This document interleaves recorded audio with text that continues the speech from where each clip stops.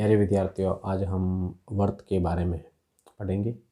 आज एक बार पुनः आपका माध्यमिक शिक्षा बोर्ड द्वारा आयोजित कक्षा 10 की पाठ्य सामग्री हेतु एक बार फिर से फुले की पाठशाला में स्वागत है। आज हम वर्त के बारे में पढ़ने जा रहे हैं, जिसके लिए सर्वप्रथम व्रत समतल पर स्थित।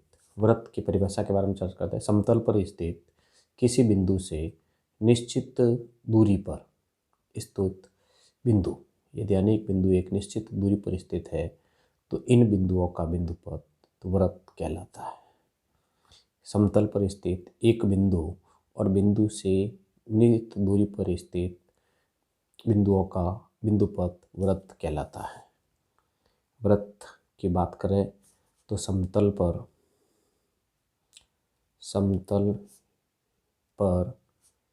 स्थित बिंदु से नियत दूरी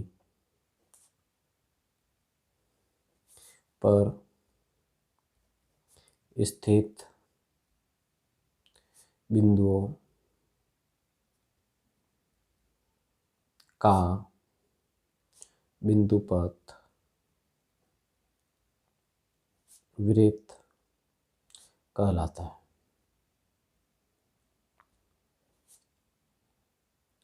ये एक बिंदु समतल पर एक स्थित एक बिंदु है। इससे नियत दूरी पर स्थित अन्य एक बिंदु है और इस बिंदुओं को जब मिलाने पर जो परिपथ का निर्माण होता है उसे वर्त कहते हैं। वर्त के भाग, वर्त के पार्ट ऑफ सर्कल। सबसे पहले पार्ट की बात करते हैं। जो समतल पर स्थित नियत बिंदु, जो स्थिर बिंदु है उसे वृत्त का केंद्र कहते हैं। वृत्त का केंद्र यानी ये स्थिर बिंदु वृत्त का केंद्र कहलाता है। जो केंद्र से इस बिंदुओं की जो नियत दूरी है चारों तरफ, वह नियत दूरी वृत्त की त्रिज्या कहलाती है। इसको त्रिज्या कहते हैं। त्रिज्या, नियत दूरी और त्रिज्या को आर से निरूपित करते हैं। आर का मतलब रेडियस। इंग्लिश वर्ड रेडियस से निकला है आर। इसके पश्चात जो नियत बिंदुपथ है, ये जो नियत बिंदुपथ है इसे परिधि कहते हैं। ये 3 पार्ट मुख्य थे। इसके पश्चात यदि कोई वर्त है और इस पर कोई स्थित 2 बिंदु है और इस दोनों बिंदुओं को मिला दिया जाए, वर्त पर स्थित कोई भी 2 बिंदु है, इस दोनों को मिला दिया जाए तो इस बनी रेखाखंड को जीवा कहते हैं। जीवा। वर्त पर स्थित 2 बिंदुओं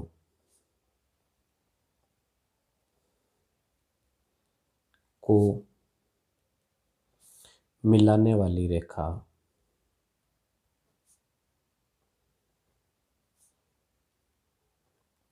जीवा कहलाती है।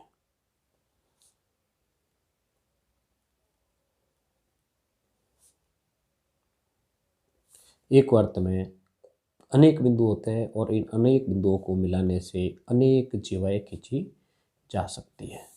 एक वृत्त में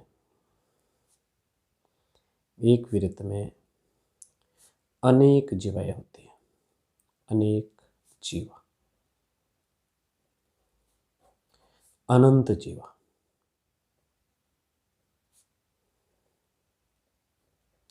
एक वर्त में एक विशेष जीवा होती है जो केंद्र से गुजरती है। एक वर्त में एक विशेष जीवा होती है जो केंद्र से गुजरती है और इसे व्यास कहते हैं। व्यास, केंद्र से गुजरने वाली जीवा।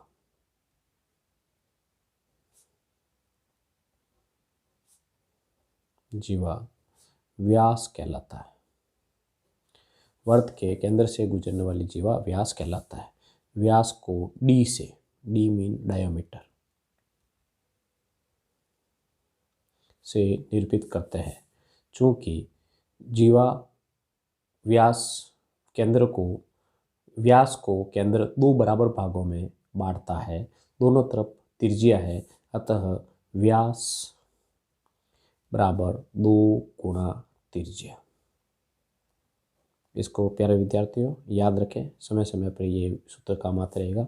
अर्थात डी बराबर 2 गुणा आर।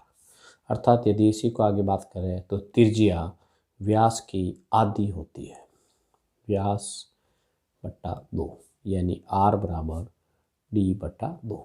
इन दोनों फॉर्मूलों को याद रखें, ये बहुत ही इम्पोर्टेंट है। इसके पश्चात यदि अपन बात करें इसी जीवा की, तो ये जीवा वर्त को 2 खंडों में विभाजित करती है, एक इधर वाला खंड और एक ऊपर वाला खंड। इन खंडों को वृत्त खंड कहते हैं। किसी जीवा द्वारा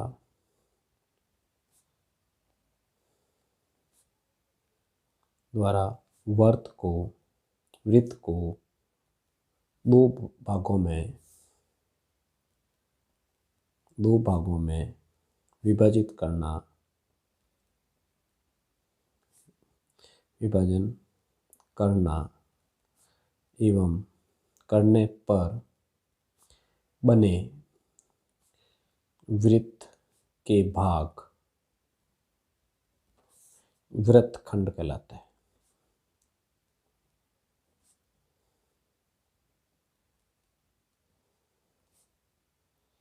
एक बार फिर, वर्त किसी जीवा द्वारा वर्त के 2 भागों में विभाजित करने पर बने भाग, ये भाग और ऊपर वाला भाग वृत्त खंड कहलाते हैं।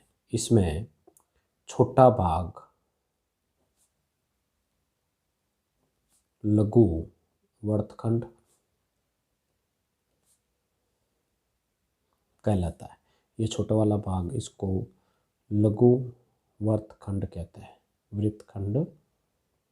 और बड़ा वाला भाग दीर्घ वृत्तखंड कहलाता है। बड़ा भाग दीर्घ वृत्तखंड कहलाता है।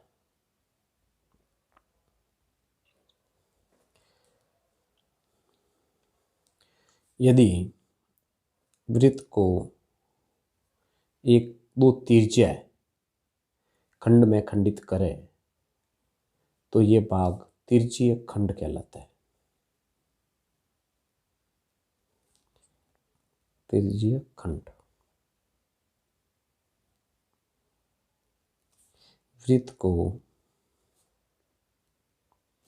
त्रिज्या द्वारा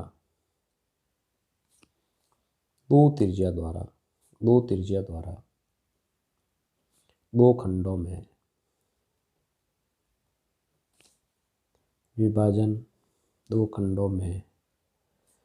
विभाजन करने पर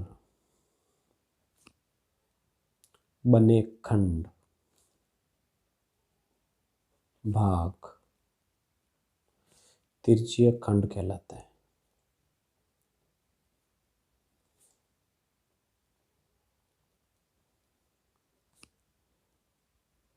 इसमें छोटा खंड लघु त्रिज्यीय खंड एवं बड़ा खंड दीर्घ त्रिज्यीय खंड कहलाता है। यदि एक ही केंद्र पर खूब सारे वृत्त हो, एक ही केंद्र पर 2 या 2 से अधिक बने वृत्त, एक ही केंद्र पर अलग अलग त्रिज्या के बने वृत्त सकेंद्रीय वृत्त कहलाते हैं। सकेंद्रीय वृत्त।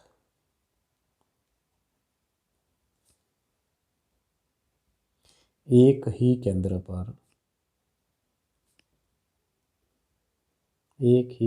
पर अलग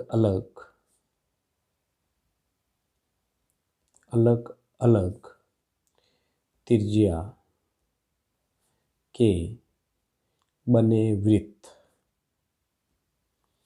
सकेंद्रीय वृत्त कहलाता है।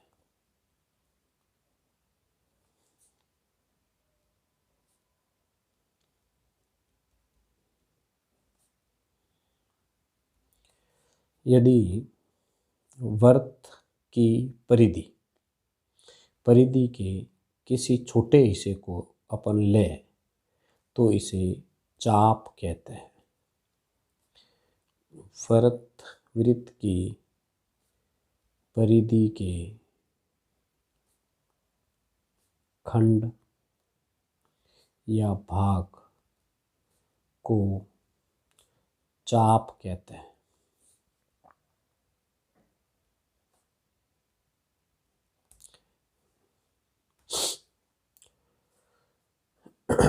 इस चाप के लिए एक गुणधर्म है जिसकी भी अपन अभी बात कर लेते हैं।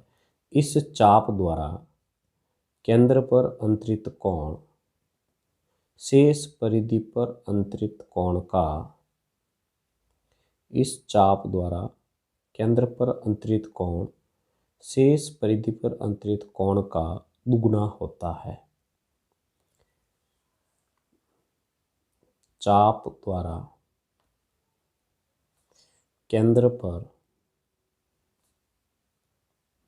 अंतरित कोण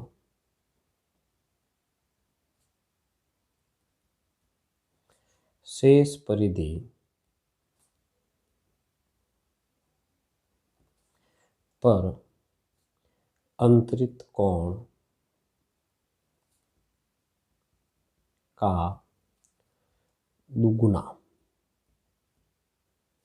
होता है। यदि एक वृत्त को ऊपर कोई रेखा खींची जाए तो ये वृत्त को छेद करके जा सकती है, इसको स्पर्श करके जा सकती है, इसके केंद्र से होकर गुजर सकती है। वह रेखा जो वृत्त को छेदते हुए जाए इसको छेदक रेखा कहलाता है। छेदक रेखा। यदि यह वृत्त को दो बिंदुओं पर छेद करे तो इसे छेदक रेखा कहते हैं और छेद करने वाले बिंदु छेदक बिंदु कहलाते हैं। एक वृत्त के लिए अनंत छेदक रेखाएं हो सकती है। अनंत अनेक छेदक रेखाएं हो सकती है। यदि कोई रेखा छेद करते हुए नहीं जाकर केवल इसको स्पर्श करते हुए चली जाए, किसी एक बिंदु पर स्पर्श करते हुए चली जाए तो इसे स्पर्श रेखा कहते हैं। वह सरल रेखा जो वृत्त को एक बिंदु पर स्पर्श करके गुजरे, स्पर्श करके गुजरे, स्पर्श रेखा कहलाती है।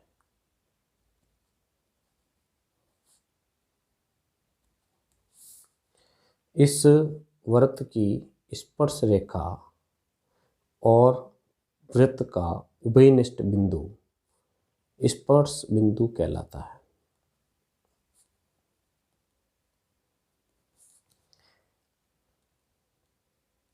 स्पर्श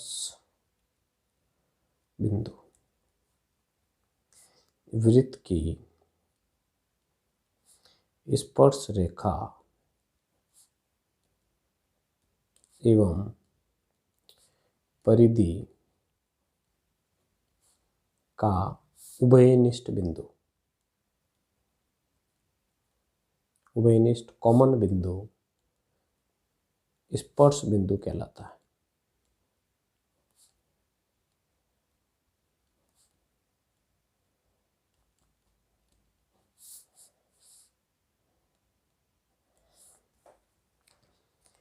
स्पर्श रेखा के स्पर्श बिंदु को केंद्र से मिलाने पर त्रिज्या का निर्माण होता है। स्पर्श रेखा के स्पर्श बिंदु को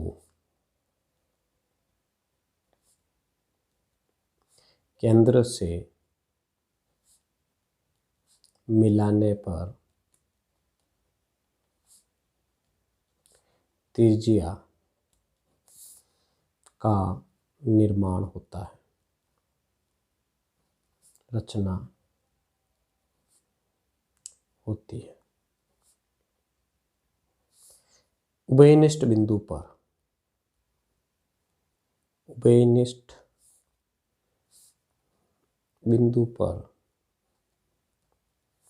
इस प्रकार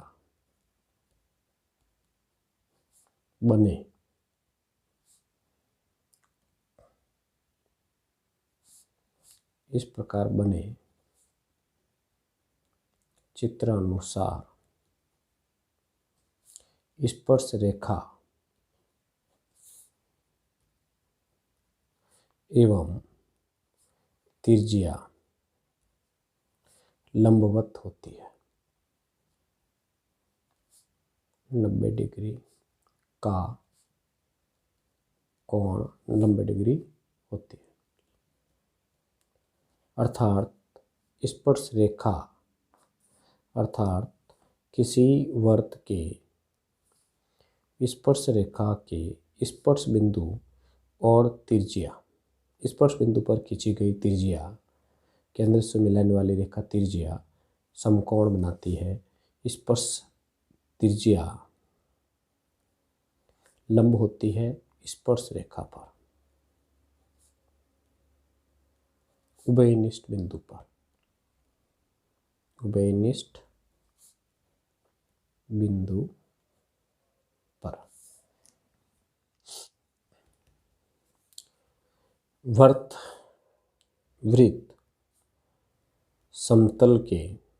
वृत्त समतल को 3 भागों में विभाजित करता है।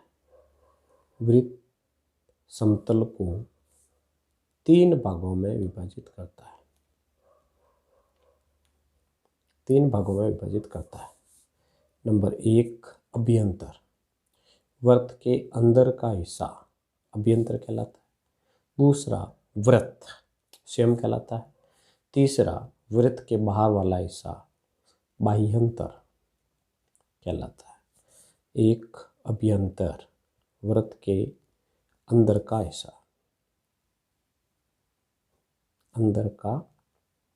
हिस्सा। दूसरा समतल के ऊपर स्थित वृत्त की परिधि।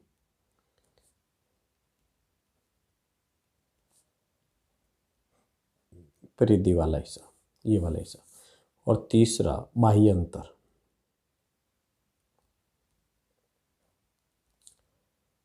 वृत्त से बाहर का हिस्सा।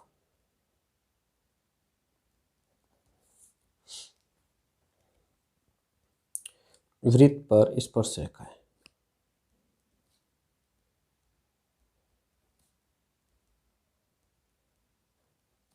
एक वृत्त पर अनंत स्पर्श रेखाएं खींची जा सकती है। एक वृत्त पर अनेक स्पर्श रेखाएं खींची जा सकती है। स्पर्श रेखाएं खींची जा सकती है। एक वृत्त पर अनंत स्पर्श रेखाएं खींची जा सकती है। यह एक वृत्त है, इस पर अनंत बिंदु होने के कारण अनंत स्पर्श रेखाएं इस प्रकार से खींची जा सकती है।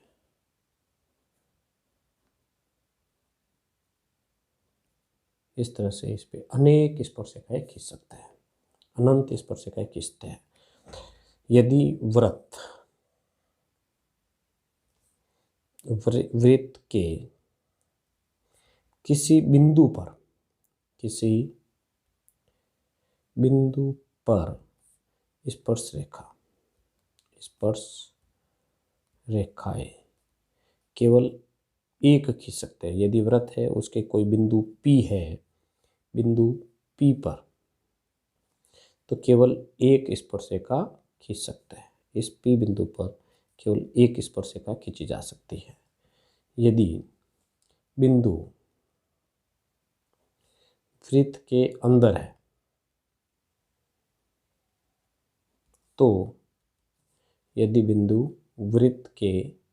अंदर है तो यहाँ से स्पर्श रेखा नहीं खींची जा सकती, अर्थात 0। यदि बिंदु स्पर्श वृत्त के बाहर है, बिंदु P वृत्त के बाहर, तो स्पर्श रेखाएं 2 खींची जा सकती है, 1 और 2। बाह्य बिंदु P से 2 स्पर्शिकाएं PA और PB खींची जा सकती है। यह खींची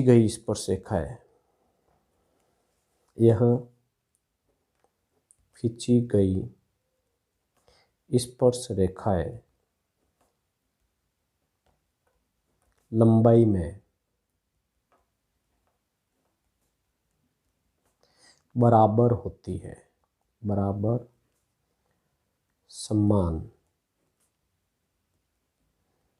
होती है। यह स्पर्श रेखाएं अर्थात PA बराबर PB। इस स्पर्श रेखा जो ये खींच रही है, इसके स्पर्श बिंदु A और B को यदि PA और PB को नापा जाए तो दोनों बराबर आती है। इस स्पर्श रेखा के उभयनिष्ठ बिंदु को केंद्र से मिला दिया जाए तो केंद्र O के हिसाब से ये चतुर्भुज OAPB का निर्माण करती है। इस चतुर्भुज में कोण A और कोण B समकोण रहता है, 90 डिग्री रहते हैं।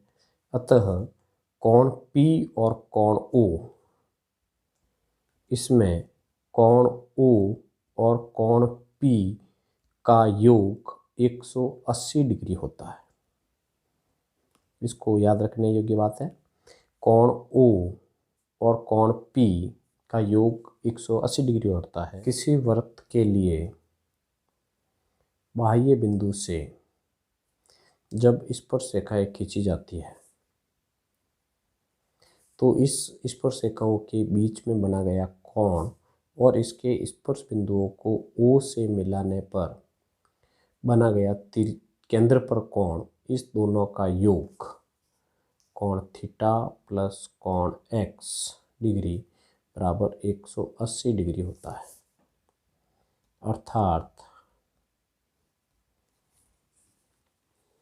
अर्थात बाह्य बिंदु से वृत्त पर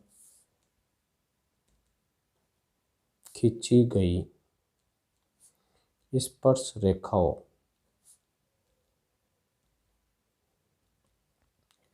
के मध्य बना कोण एवं स्पर्श बिंदुओं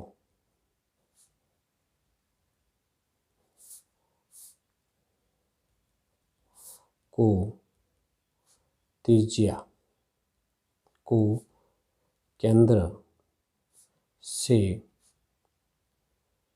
मिलाने पर केंद्र पर बने कोण का योग 180 डिग्री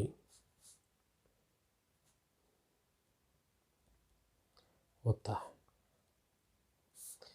कोण थीटा प्लस कोण एक्स बराबर 180 डिग्री।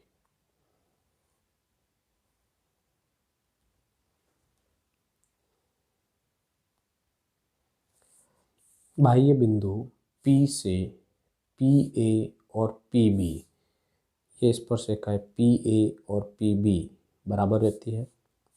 यदि P और O को मिला दिया जाए तो त्रिभुज PAO व त्रिभुज PBO में PA बराबर PB अर्थात PA बराबर PB, इसी तरह से OA बराबर OB, OA बराबर OB और PA उभयनिष्ठ होने के कारण त्रिभुज PAO सर्वांग त्रिभुज PBO अर्थात इसके स्पर्श बिंदु को केंद्र से मिलाने पर बने दोनों त्रिभुज आपस में सर्वांग होते हैं।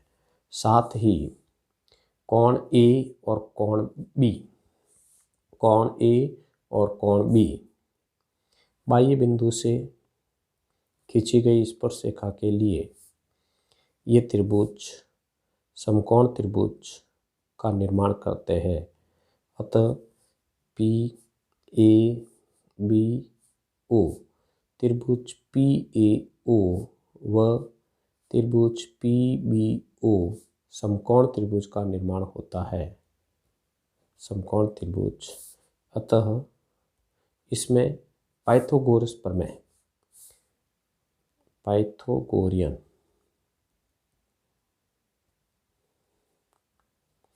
प्रमेय लागू होती है, अर्थात इसके सामने वाली भुजा कर्ण और ये आधार और ये लंब यानी कर्ण का स्क्वायर बराबर आधार का स्क्वायर प्लस लंब का स्क्वायर। इसकी सहायता से अपन विविध प्रकार के प्रश्न सरल कर सकते हैं। PO का स्क्वायर बराबर PA का स्क्वायर प्लस AO का स्क्वायर। इस प्रमेय की सहायता से अपन इस सर्वसमीकरण की सहायता से नंबरिकल के विविध प्रश्न अपन को इसमें सरल करने को मिलेंगे। साथ ही ये दोनों कोण समद्विभाजित होते हैं। कोण P PO द्वारा समद्विभाजित होता है।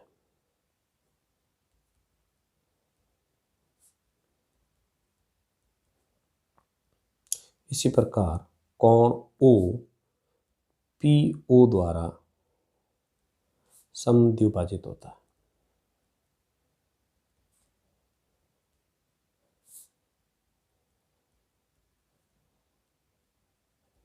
अर्थात 1 2 3 4 कोण 1 बराबर कोण 2 और इसमें कोण 3 बराबर कोण 4 रहते हैं। ये कोण 3, कोण 4, कोण 1 और कोण 2। कोण 1 और कोण 2 बराबर कोण 3 और कोण 4 बराबर। आपने ये वीडियो देखा है, निश्चित रूप से आपके वृत्त से संबंधित प्रश्नों में ये बहुत ही अच्छी सहायता करेगा।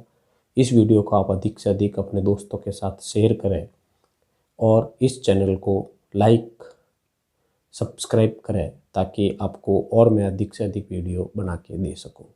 इसके सभी प्रश्न जल्द ही आपके समाधान करके इस प्रश्नावली के दे दिए जाएंगे। ये प्रश्नावली नंबरों की दृष्टि से आपके लिए बिल्कुल सरल और महत्वपूर्ण है। वीडियो को आप एक बार पुनः देखें। यदि किसी प्रकार की समस्या है, कोई गड़बड़ है तो कमेंट में ज़रूर बताएं। धन्यवाद। एक बार पूरा वीडियो देखने के लिए धन्यवाद। वीडियो को बार बार देखें ताकि आपको पूरा समझ में आ सके।